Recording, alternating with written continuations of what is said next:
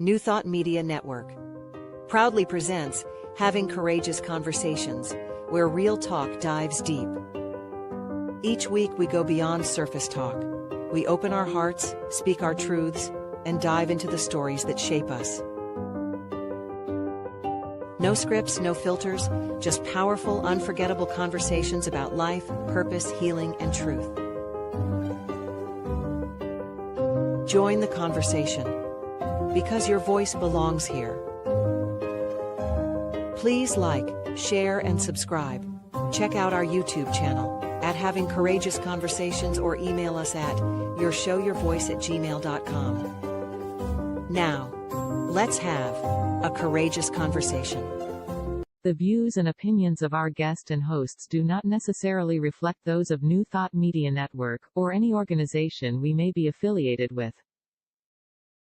Here at New Thought Media Network, we welcome freedom of speech and courageous conversations. There are many topics that can be difficult to navigate. Challenging the status quo and engaging in lively debate is important to expanding our understanding of one another, and life in general. Creating a peaceful world doesn't happen because no one disagrees, it happens from a willingness to understanding one another. In our programming, we strive to expand consciousness and assist people in creating remarkable lives. Your comments are welcome at info@ntmedia.org.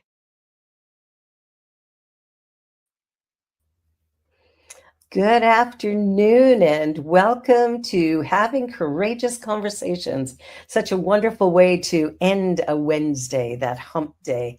And I just want to begin just by sharing a little bit of information. Okay, I had everything open and now I don't. Isn't that the way? My apologies, everyone. So we've changed the name of the show. So Having Courageous Conversations is a heartfelt online series where we explore the transformative power of honest dialogue.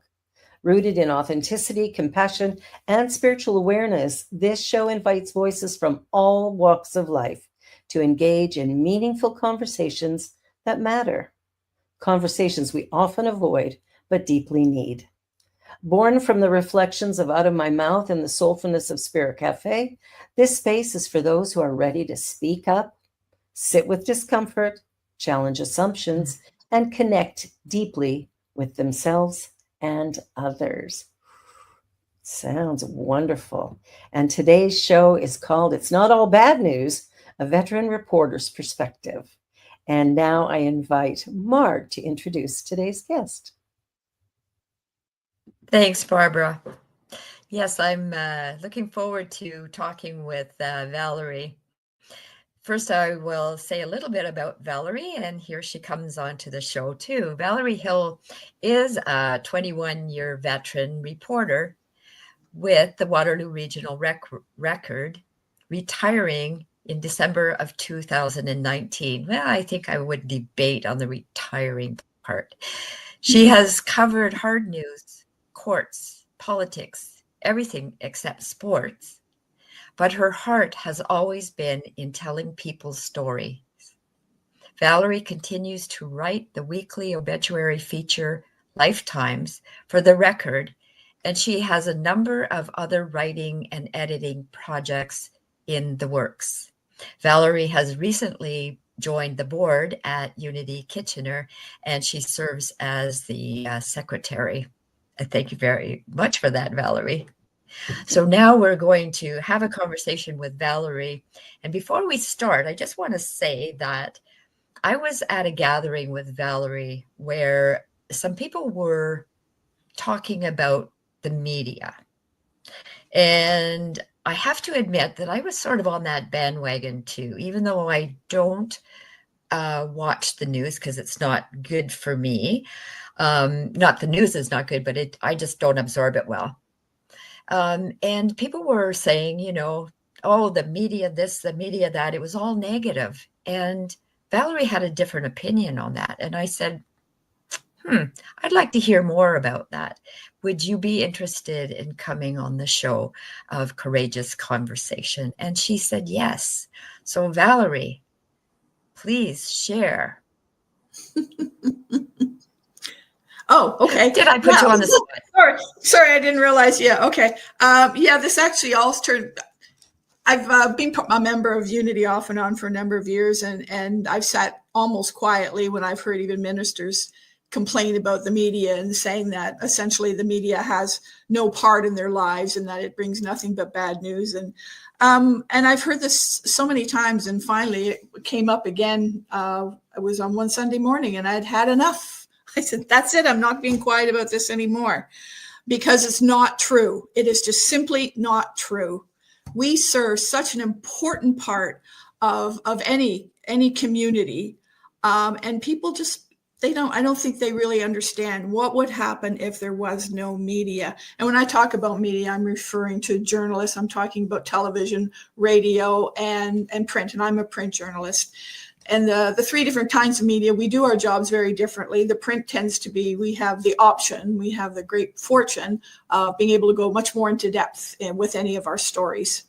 The news, I'm often sitting watching the TV news and yelling at the reporter because he or she did not ask all the important questions. So we are all individuals, we're just people, and we all do our jobs very differently.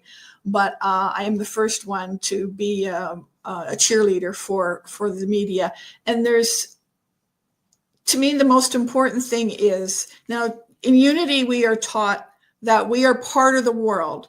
We are just one cog in a very large wheel that goes all around the world. We're all connected. We are all part of humanity. And when you're ignoring the media and blaming the media and blaming reporters and saying, oh, I can't deal with that news because it makes me feel bad, you are essentially saying, well, that's not important. Mm-hmm. You are part of this, whether you like it or not, warts and all. We are all part of the same family, right? Mm-hmm. You just have to find a different way of dealing with that information. And when people tell me that, they have trouble with dealing with this bad news, then get off your rear end and do something about it, right? Don't sit back and whine about it.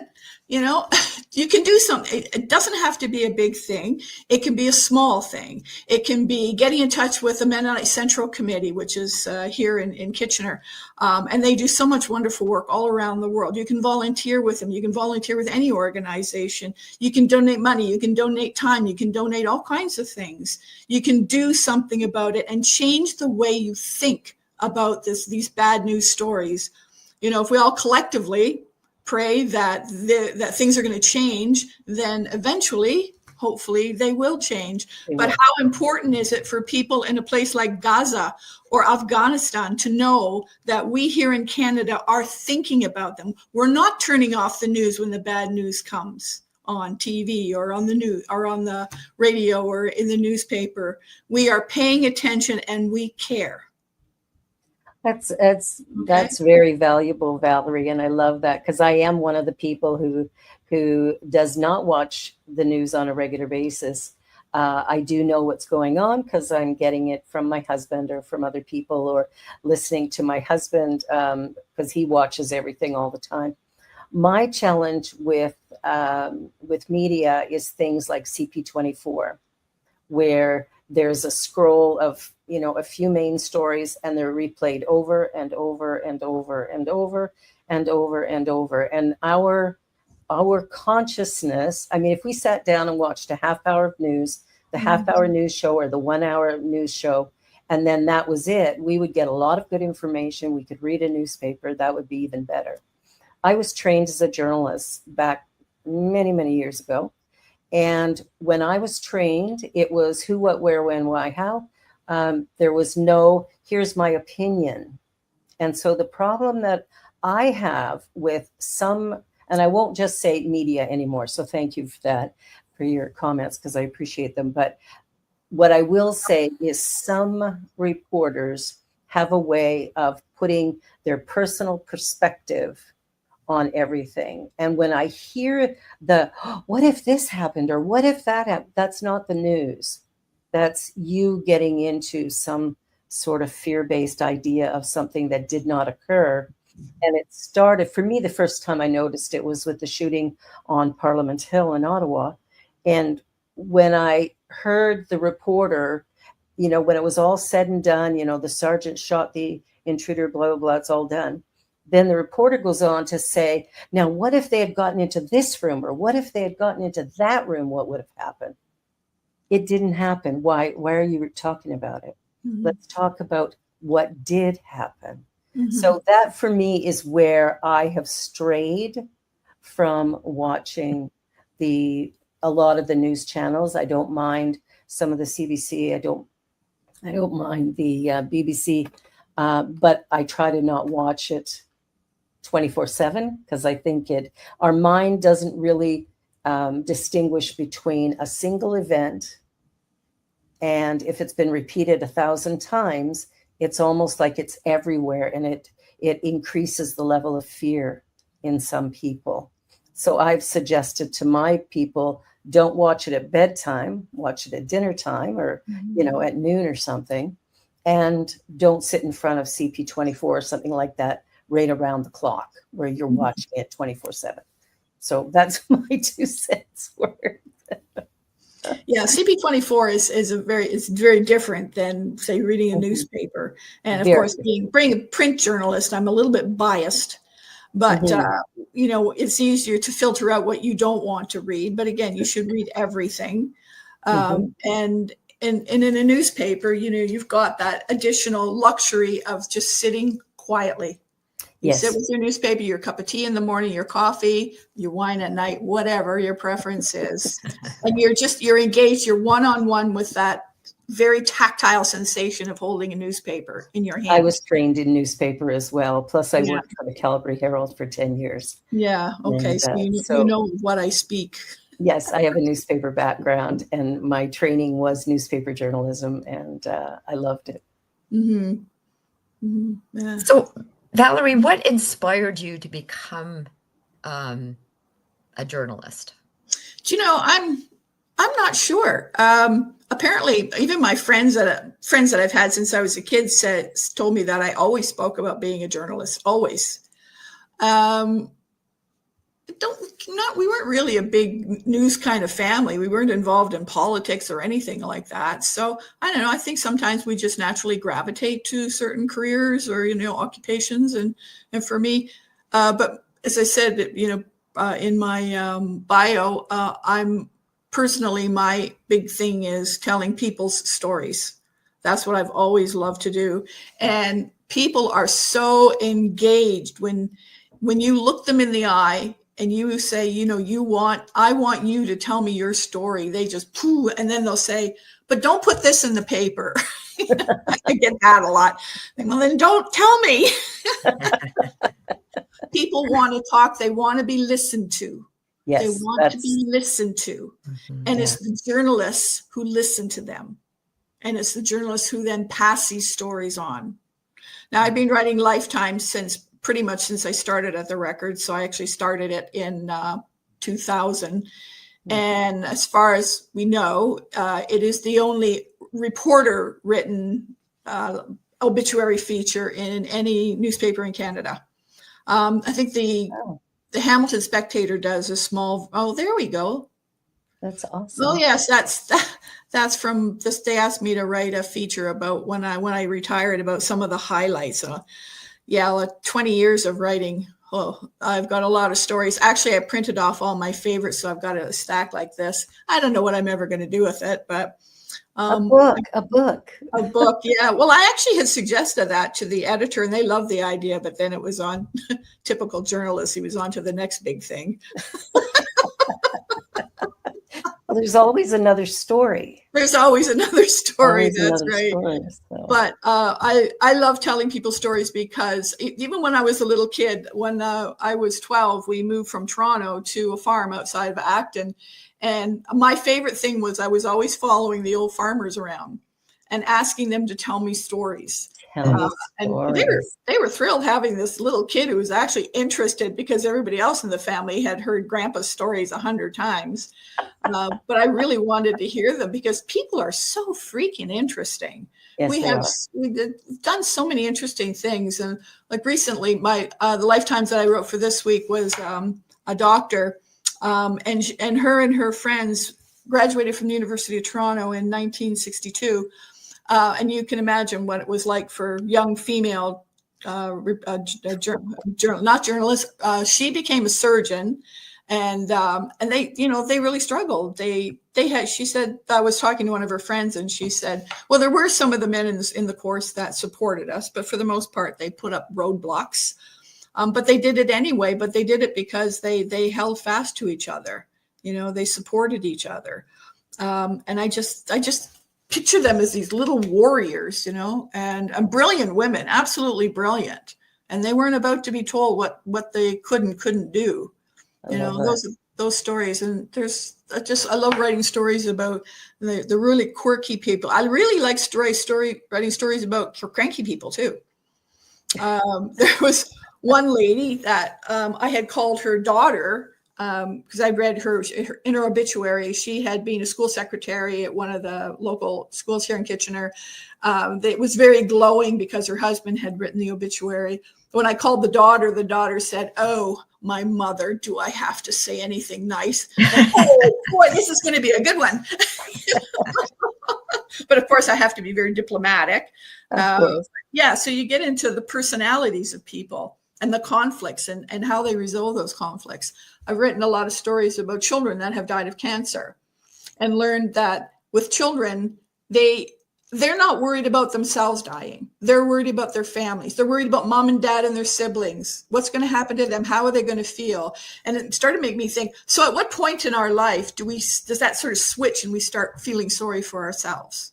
There's an awful lot of life lessons in any story you read about people.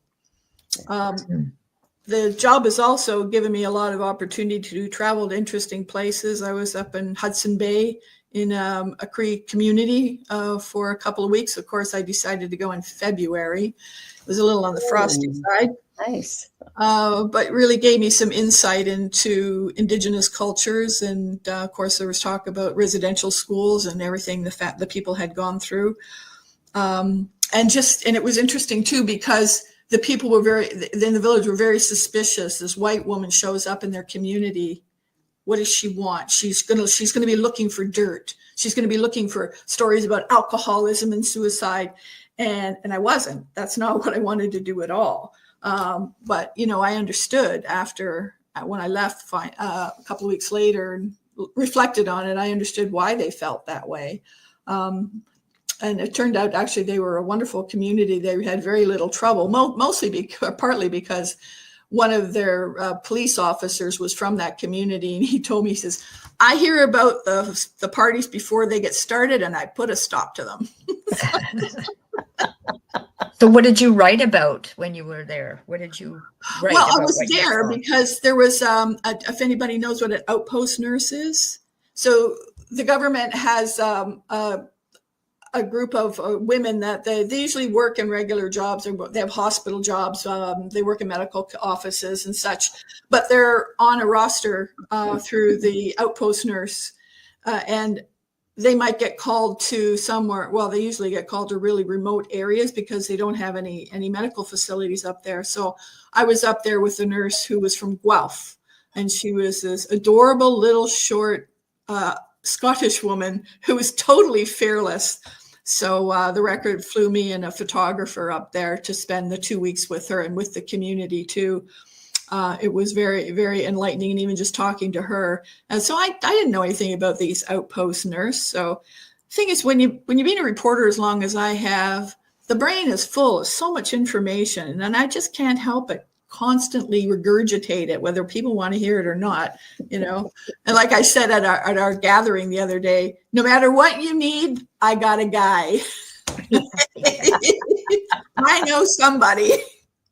I know somebody who knows somebody. Yeah. I see Deja's posting. Excuse me for 1 second, Barbara. Deja's posting and inviting people to make comments or ask questions, say hi. And I'm going to, say it out loud. If you have any questions for Valerie, please post them, and I'm sure she will answer. Mm-hmm. Now I just put you on the spot there, Valerie. But anyway, go ahead, Barbara. I think Valerie can handle it. Yeah, ask me anything. I'm good with that. Ask me anything. Yeah. Now, what was I going to ask you? My mind just took a vacation. Oopsie. Oh my gosh. I can ask a Go ahead. question while Go ahead. you find that again. You were talking about the doctors, and I think having a challenge that with men. So they needed to, you know, I am woman, hear me roar. Yeah. And what about being a reporter? Oh, Is yeah. there Well, guess what we would have been covering in those days? We were in the women's section, and we'd be doing fashion and who was visiting who. And I mean, there were a few, very few, but there were a few female reporters that were actually on the front lines. And they did an incredible job. But I mean, women can get into places that men couldn't too, you know, using our feminine wiles, which I understand is a thing. I've never had it before, but but I'm sure you know that they were really able to get into places because people tend to trust women. They do. Yeah, they do. people should know different. I don't know. Yeah, it's interesting. It's interesting. The what are the, I mean, you've done all these stories about people's lives. Is there one that really stands out for you as something truly surprising or remarkable that surprised you?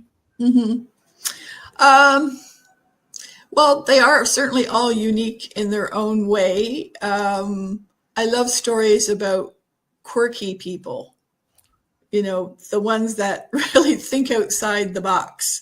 I described one guy as he refused to be that square peg being hammered in through a round hole. You know? So it gives me a lot of opportunity to be a little writerly when I'm writing these stories. They're not news stories. They're very much not news stories. Of course not. Yeah. So it really is storytelling. So anybody that provides an opportunity to, tell me about their life. Well, actually, if it's a lifetime's, they're dead. I'm getting all this information from everybody else in the family and hopefully getting it right. And I usually do. I mean, the person's gone, so they can't defend themselves. But I would say that in all the lifetimes I've written, writing about the children, although it's sad, it is just such an incredible honor. These children never had a chance at life, and yet they will be forever remembered in print.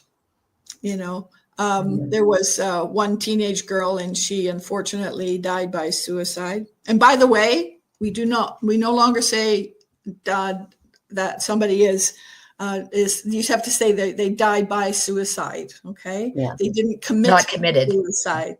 Yeah. But her father had been killed in a road accident. And she was just so distraught. She overdosed on pills. And I was sitting on the couch with her mother on one side and her grandmother on the other side. And they were arguing back and forth about whose fault it was. Well, you should have been keeping an eye on her medication. Well, I did, blah, blah, blah. And then they both looked at me and said, what do you think? Yeah. You don't ask me that. Oh my gosh. Kidding. I am not getting in the middle of this. But yeah, definitely telling these children's stories. Mm-hmm. Yeah, that would be remarkable. In my ministry, I've done more memorial celebration of life type services than I have weddings. And often people will ask, oh, weddings must be fun. I'm going, I actually feel more honored to do a memorial service. Yeah. To speak over a person's life is truly an honor and a privilege to be asked to do that. So it's a little different than a wedding, which is a moment in someone's life, which is lovely. But it's all the same thing, isn't it? It's all mushy, kissy stuff, right? Yeah, it is. And more often than not these days, they're not interested in anything spiritual. They're just, sign the papers and let's have a party. So sometimes they're a little, I like the ones that are a little more spiritual and joining together in a more conscious state, but that doesn't always happen. Yeah. But I do. Or a little quirky, maybe? What's that? Or a little quirky, maybe? Those who are joining and expressing a little quirky? Yeah. Mhm. Yeah. Quirky's good, actually. I know a few really interesting, quirky people. Mhm. So outside the lifestyles that you write, what is it called? Lifetimes. Yes, Lifetimes. yes, lifetimes, yes. Outside of that, is there an There she article is. that? Mhm. That's the doctor I was just telling you about. That just popped up on Okay. mine That's here. amazing. Wow. That's her. Thank you, Yeah. Deja. She actually went up. She was the chief of surgery in Dryden. She'd gone up there to join a surgeon, and he died, and it was just up to her.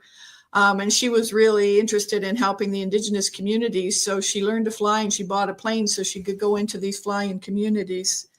So she was flying all over the north of Dryden. So yeah. Wow. Adventurous Women people. are amazing. Yes. Yeah. Yeah. Yes. Okay. So outside of lifetimes, when I was working full time, I was the arts and life reporter. So I did all the arts. So I did all the music, mostly the jazz. I covered the jazz room in Waterloo. Anything going on at the Registry Theatre. I did all Drayton theater productions. I was their theater reviewer. Anything to do with, there was actually at one point 3 of us arts reporters, so we all kind of had, our own little areas. And I love theater, and so I would be reviewing a play, pretty much a play a week, and then going to concerts every single week. And it's funny because then when I retired and I became a civilian and I had to start paying for my own tickets, I don't like that. The price of tickets these days is quite remarkable, shall we say. Yeah.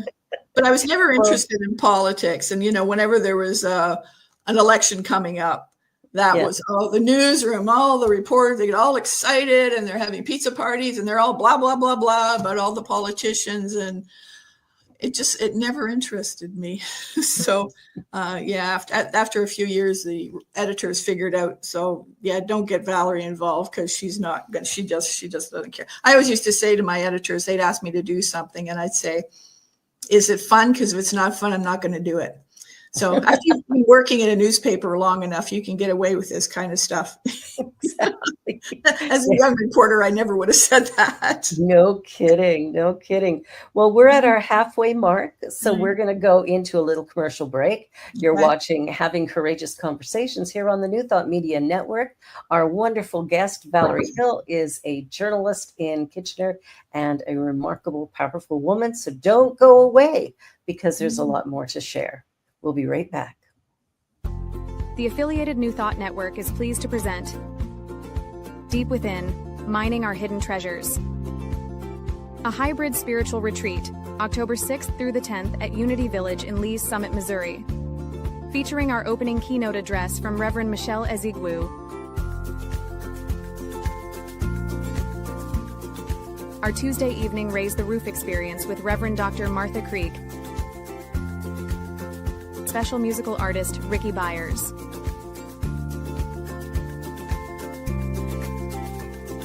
Wednesday features a morning keynote with Centers for Spiritual Living spiritual leader, Reverend Dr. Sonny Cantrell Smith, and evening keynotes from Reverend Dr. Robert Brzezinski and Reverend Tanya Beverly.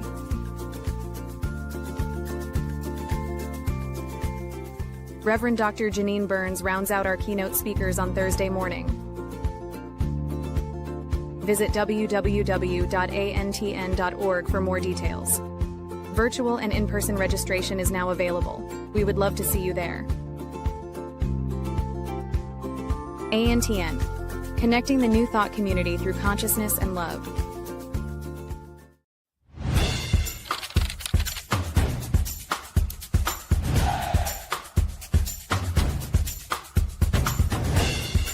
New Thought Media Network. We are a global broadcast network of positive music, media, and entertainment, inspiring humanity's evolution along the journey of enlightenment and creating a world of love, peace, empowerment, and prosperity for all. New Thought Media Network. Positively inspiring.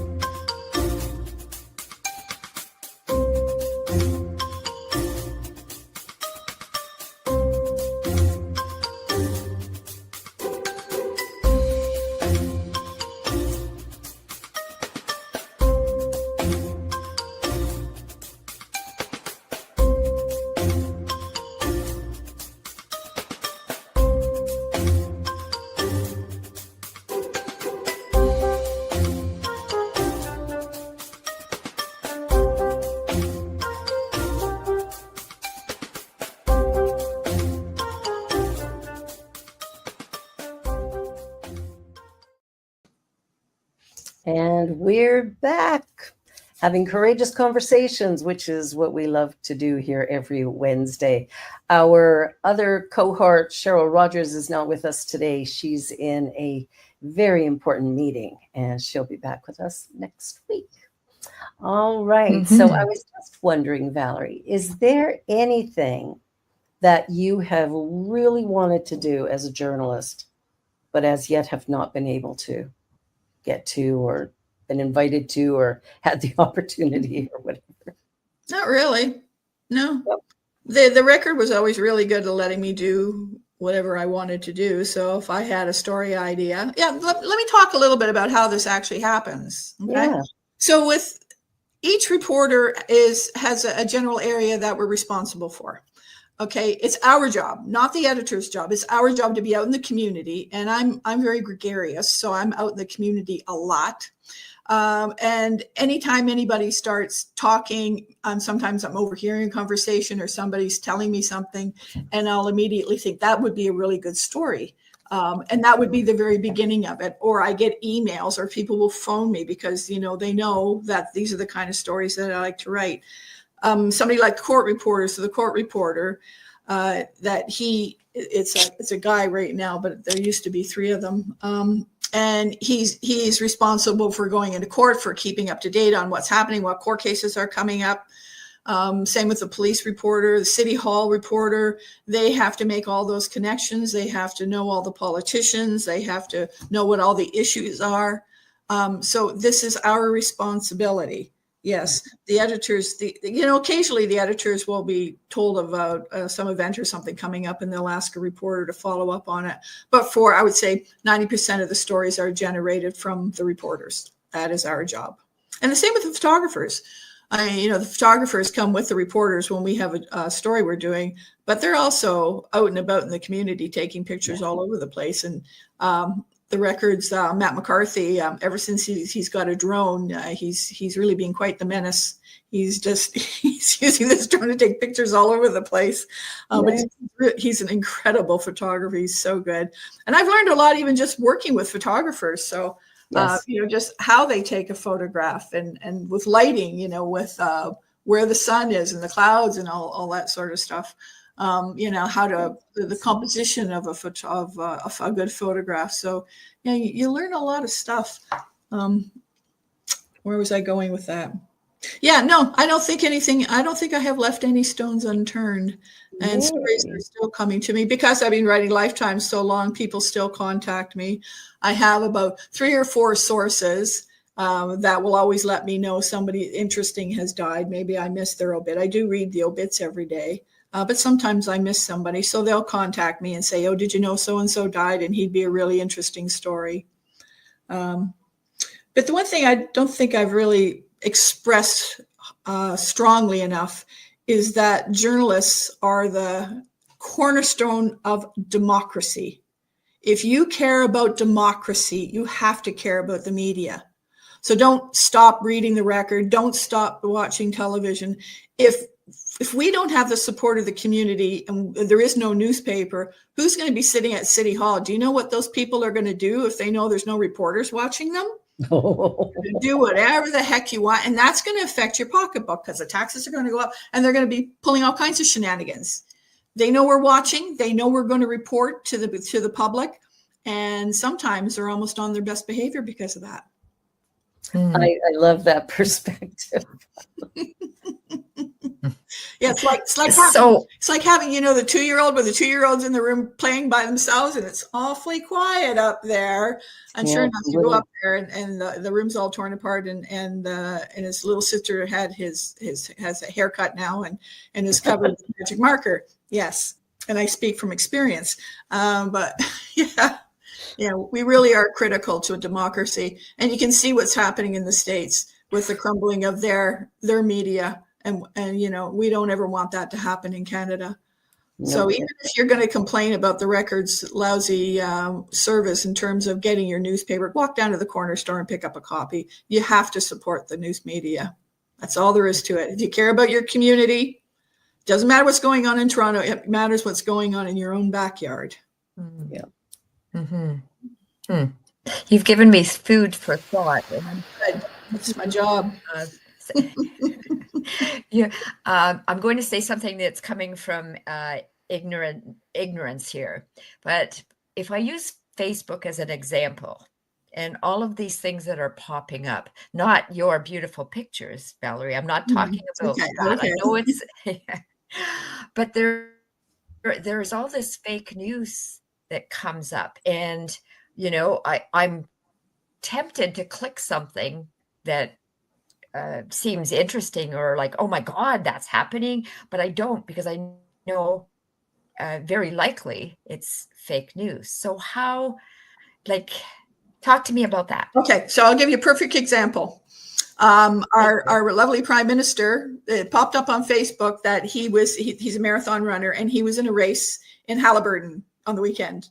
So I didn't click on that for the very reasons, because I don't know if that's real. You go to a legitimate news source, go to CTV, CBC, any of those legitimate sources, and if the story's there, then you know it's real. And it turns out it was real. Him and his wife really did go on this race. So yeah. So yeah.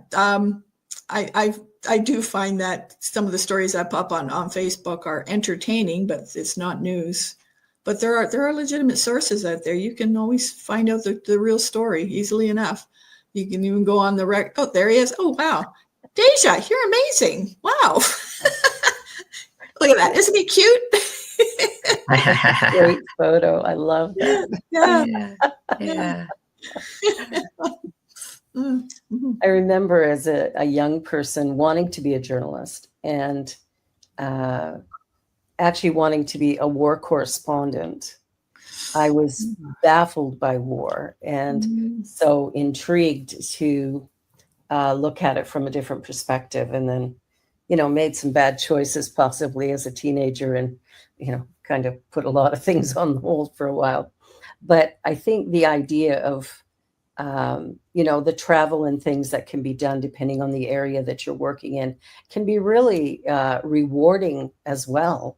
Not just, it's a work thing, but there's a lot of learning that comes from travel and meeting different people and seeing different cultures and how they operate. Absolutely. Was there any particular person or culture that you really found just really juicy? You just absolutely loved it. You wanted more and more and more. Was there one that stands out? Yep. And I'm still supporting her. She's 25. Yes. Her name is Mohai. This was in 2010. I was working a long weekend for which I had volunteered, and my assignment was to talk to the owner of the Walper Hotel in Kitchener, because his company, they were donating money to build a school in Uganda. And so I went to interview him, and he'd been to Uganda a couple of times, and I'm quite adventurous. So I thought, I think I'd like to do that. So I contacted the agency that he had gone to Uganda with, and they said, sure, yeah, we'll arrange all that for you. So I did a big fundraiser, and I went to Uganda. I paid my own way. The money was for the school that was going to be built. And I was in Uganda. Unfortunately, I only had 2 weeks to be there. But on my last day, I went to visit a high school just outside of Kampala, which is the capital city. And I was really sick. I had this horrible cold. And the school had hired a paparazzi guy to follow me around, taking pictures of me blowing my nose. It was quite disgusting. But anyway, the kids performed for me. They had a performing arts group. And one girl, I just looked at that face, and I know that's my daughter. I just know that is my daughter. And she has been ever since. And she was only 15 at the time. Yeah. And she's now in her 20s, and I've been supporting her ever since. And that was the beginning of it. So I came back to Canada, and I said to my friends, we've got to bring these kids to Canada and they can perform here. I mean, talk about naive. I mean, the kids in Uganda didn't even have birth certificates. So, but I'm going to explain how all that transpired in my next talk. But because of that, I've been going back and forth every year, and we've done so much for the school that we helped to build, and we're continuing on with that work. And at the center of it always has been Mohai.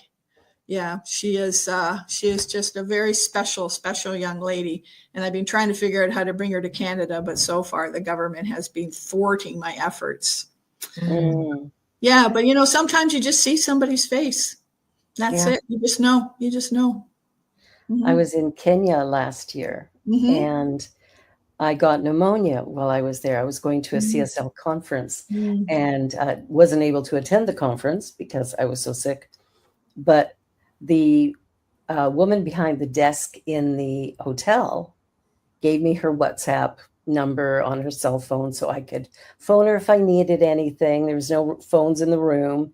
And it was remarkable. This girl, her name was Charity, and just the most beautiful young woman. We're still in contact, and I can't wait to go back. Mm-hmm. She just, I get how someone can touch your heart through their kindness or just through the energy they bring, and it's really powerful. So yeah. And it's also about attitude, because I had a very open attitude about things like this. There was another reporter who had gone to a different part of Africa a couple of years earlier, and she hated every minute of it. And she couldn't wait to get back to Canada, and she will never step foot on the continent again. She was terrified while she was there. And she said to me a few times, I don't understand how you could do that. I don't know. That was just her perspective. She found another one. Holy cow. There you go. Look, that's my lead. Once you experience Africa, you won't soon forget it, especially the warmth of the people. That's so true. So true. So true. Yeah. So I've been going back every year. Valerie. What? Yeah, what? No, you're yeah, where are you? Right? You said you wanted to bring her to Canada. Yeah. Why? She wants to come to Canada. Yeah. And a number of her friends have come, other kids that we had brought, but they managed to find ways of coming on their own. okay. But she really, because there's very little future for a young person there. They can't get decent jobs, and it's just always a struggle. And she's so bright and she's so lovely that, yeah, if she could come to Canada. But that's Does she have a career path that she would take, or first step is to come here? Well, this is kind of funny because, you know, when she was younger, she was always trying to emulate me. So she says, I want to be a reporter. Oh, okay, that's great. And so I took her when they were in Canada. She's been here a few times. And I took her to the newsroom, and she looked around. She goes, nah, I don't want to be a reporter. It's boring. All right. So then she decided she wanted to be an elementary school or teach little kids, like an ECE. And she did that for a while, didn't like that. Then she got into business, didn't like that. So now she's working in hotels, hotel management and food industry. So yeah, I don't know. It's just like kids here, you know, they don't really settle on anything. They have to try lots of different things. And because she has my support, she can do that. Exactly. You know, most of the kids there, they just don't have that opportunity. No. Yeah, we brought two groups of kids here performing, and they were raising money and performing here in Waterloo Region. So, including at Unity. Unity really helped support. The first time we brought them here in 2015, Unity was really a great support. Cool. And they perform how? Music and dance. Yeah, not singing. They don't really do much in the way of singing. It's mostly drumming. They have various instruments and incredible dancing. So I get so excited when I hear that music. Yeah, I love it. I love African music. I just love African people. They're just so wonderful. They're so warm and kind and funny and talented.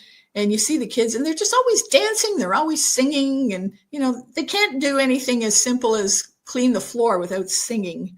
You know, unfortunately, we've really lost all that. And their sense of community that we don't really have here. We think we do, but we don't. When they came here, they said, how come there's nobody outside? Where is everybody? Well, everybody's hiding indoors, you know?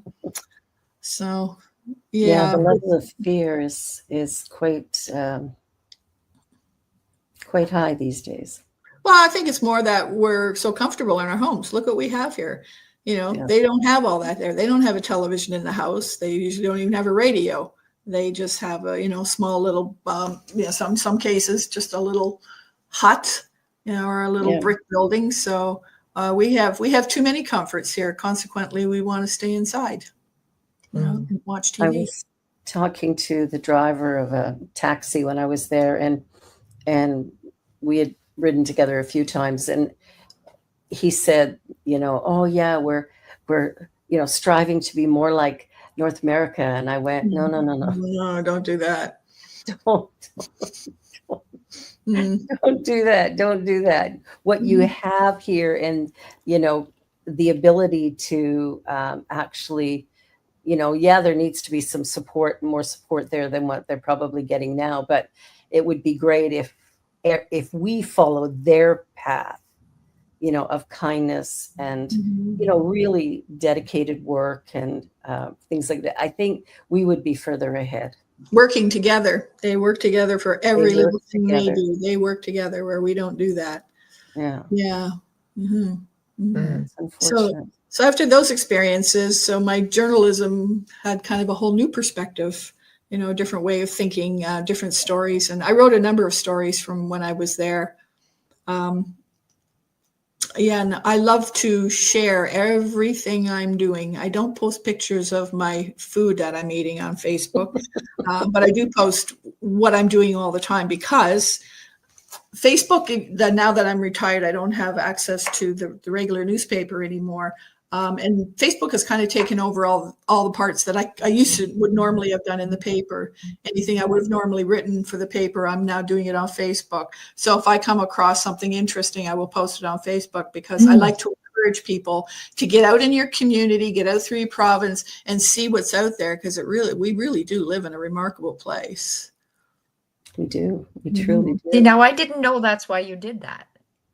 Oh, yeah, that's why. Yeah. That's why having conversations is important, I believe. Yeah, you'll never, once in a while, I'll only post pictures of my grandkids if they're doing something really funny. But I don't post I don't post a lot of family pictures or anything like that, because I don't think that's of interest to anybody. But it's just mostly about, I want people to be exposed to things. Yeah. Interesting. That's awesome. And people always know. I just had an interesting idea I do a show on Friday called The Joy Show, Joy being an acronym for just one you. And so it's all about the people that I interview. And it just occurred to me, you should interview me on my show. About what? Whatever. Yeah. My life journey. How did I get here? Oh, wow. It would be a very, very interesting to flip the script for a day. Yeah. It gets pretty intense, as you know, Barbara. When a reporter turns on, it can be very intense. I know. I love it. I know my family will say, would you just knock it off? Because I can't go anywhere without peppering people with questions, but that's because I'm interested. That's awesome. And do you have any, plans moving forward, like big things that you want to work on, or different things that might be of interest to the rest of us? Any particular person you really want to interview, or? Well, I'm working on two big projects right now. One is I received a writer's grant from the region to write a biography on this Afghani human rights lawyer who lives here in Kitchener.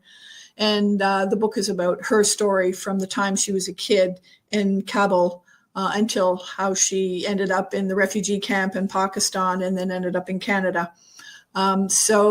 But unfortunately, we started in the middle of COVID, so it was very difficult for us to get together. And we've been kind of hit and miss. We just get going, and then something stops it, and so it's been a long process. And I hope to eventually finish that.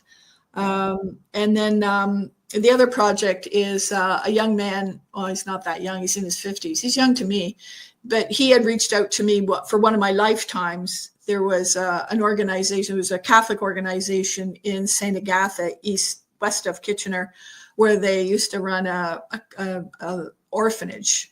And he grew up partly in that orphanage, but they were really good to the kids. They had little houses. There was 5 houses, and they run it like a family. And one of the parents of each house had house parents, and they were the ones that took care of the kids. Anyway, Lorenz was part of that. He was a little kid there. So I interviewed him when that house father died a few years ago. And then he reached out to me a couple of years ago, and he said, I'd really like to write my own story, because when I learned about him, I thought, you've had an incredible life. You really have to learn about it. You have to write about it. So we've got together, and I'm going to write the foreword in his book. And he's actually working on his PhD in archaeology. He lives in Vancouver. So I'm going to be helping him with the writing process. And it's just a remarkable story. So I like to do that kind of thing as well, as to, if a writer or if somebody has it and they want to write their story, but in their own words, they're not going to hire me to do it. I'd like to help them to do that for them, to write their story. And in his case, because he is a prof, I told him, number one rule, mister, do not write like an academic. Make it interesting. Think in terms of storytelling. Yeah. Can you briefly tell us what the house that you were talking about? The Catholic organization? Yeah. Yeah, so it was a regular Catholic orphanage. It was a great big stone building where all the nuns lived and where all the kids lived. And there was a new thought that maybe this wasn't the best place for these kids. So they built these little houses. There's 5 cottages on the property. They eventually tore down the original building, the big stone building. And they hired a house parent, and often the house parents would have their own kids. So the wife would stay home, and her kids would go to school with all the orphans that were staying with them as well. So each house might have 10, 12 kids, and the house mom was responsible for providing them with at least one meal a day, and then they would eat in the big hall together. But it was the first time a lot of these kids had that sense of family, sitting around the table together.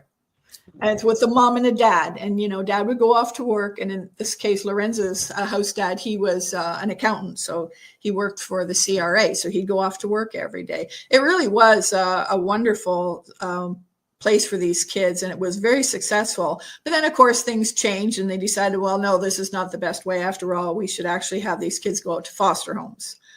And they closed that whole facility down. Now, a couple of the nuns, they ended up down at the Mother House in Waterdown, if anybody knows about that place. And one of the nuns is still alive, so Sister Janet. So I went down there and spent an hour and a half just chatting with her. And she was so lovely. I love chatting with her. So she was telling me all about the facility and its successes, and then her life too. So yeah, it was great. Wow. Mm-hmm. That's awesome. Well, we're down to our last 5.5 minutes. And how we like to close the show is to just ask each one, what do you think the most important thing people need to take away from this conversation? You're asking me? Support your reporters, support your newspaper. Oh gosh, can I bang that into your heads any harder? Support us. We're important. Gosh. You know what? You know this book? She's a journalist. She was a journalist. She even talks in here about the importance of the media. So it's just not coming from me. Like she says, checking out completely, turning off the news, turning our backs on our fellow humans doesn't help anyone. There. It's not just me, it's her. And so says Valerie. And Ellen Davenport. And Ellen Davenport. I love that because I sort of knew what you were going to say when I asked the question. What about you, Marg? What do you think the most important thing to take away from today is? How has it touched you? Well, I will consider what Valerie has said, and I might choose to pick up a paper, and it's not because I don't support people. It's just I know me. but I'm always open. So I will consider what you're saying, Valerie. You don't have to read every story. You can just read the good stuff. The Lifetimes runs every Tuesday. So at least pick up the Tuesday paper. Tuesday paper. Okay. Tuesday How paper. about I commit to doing that? Okay. And I will be grilling you, so you better actually do it. There will be a test. I'm not a rule follower. No, I don't care. Rule promises. I do follow through with my promises, though. Good. And Barbara, you. And me, well, I'm sort of rethinking my comment of ignore the media. No, I often have told my students, just shut the TV off and go outside and do something or be with somebody. Plan your life outside of that. But I always like to think of putting the news into perspective. So if you're going to watch it, like you said, don't get your news necessarily from Facebook. Could be right. Maybe it is, maybe it isn't. But take the time to take a look at a newspaper, because I believe what you're saying, newspapers give a more complete look at a story than any news channel ever could. Mm-hmm. They just don't have the time for it. So if you're wanting to get just, a little dose of it, pick up a newspaper and read it and go from there. So I think I'm committed also to going and picking up a newspaper here in Toronto. So I'll figure out which one. I've got my neighborhood newspaper. I don't know if that really counts though, but sure. That I'll read. But I'll get one of the dailies and take a look. I did love the newspaper business, and so being a journalist, just followed all my passions. But this is also one to be able to talk to people and to share a positive teaching with them that can improve their lives. So that's my thing.